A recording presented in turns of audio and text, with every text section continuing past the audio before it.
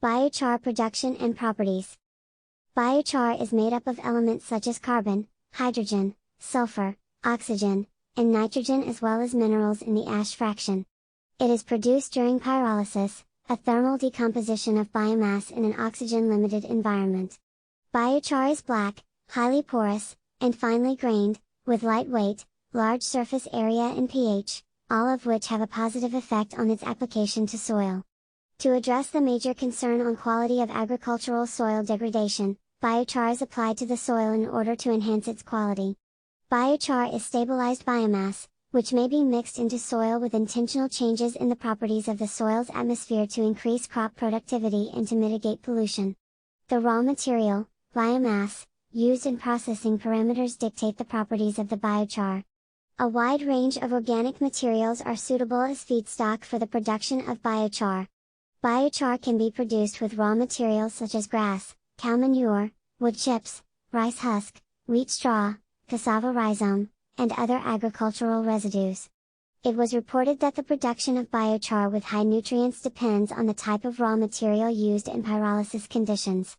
Biochar is produced from the residual biomasses such as crop residues, manure, wood residues, and forest and green waste using modern pyrolysis technology.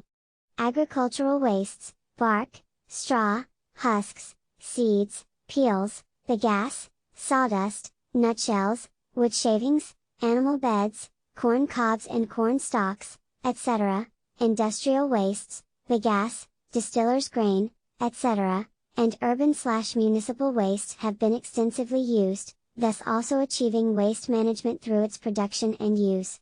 Feedstocks currently used on a commercial scale include tree bark, wood chips, crop residues, nut shells, straw, and rice hulls, grass, and organic waste including distiller's grain, bagasse from the sugarcane industry, mill waste, chicken litter, dairy manure, sewage sludge, and paper sludge. A 40% yield of biochar from maize stover was obtained by Peterson et al.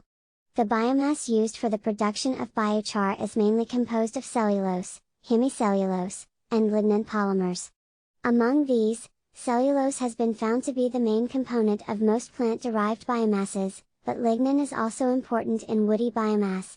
Biochar can be manufactured on a small scale using low-cost modified stoves or kilns or through large-scale, cost-intensive production, which utilizes larger pyrolysis plants and higher amounts of feedstocks. Biochar is produced from several biomass feedstocks through pyrolysis as discussed above, generating oil and gases as byproducts. The dry waste obtained is simply cut into small pieces to less than 3 cm prior to use. The feedstock is heated either without oxygen or with little oxygen at the temperatures of 350 to 700 degrees Celsius, 662 to 1292 degrees Fahrenheit. Pyrolysis is generally classified by the temperature and time duration for heating. Fast pyrolysis takes place at temperatures above 500 degrees Celsius and typically happens on the order of seconds, heating rates greater than or equal to 1000 degrees Celsius per minute. This condition maximizes the generation of bio-oil.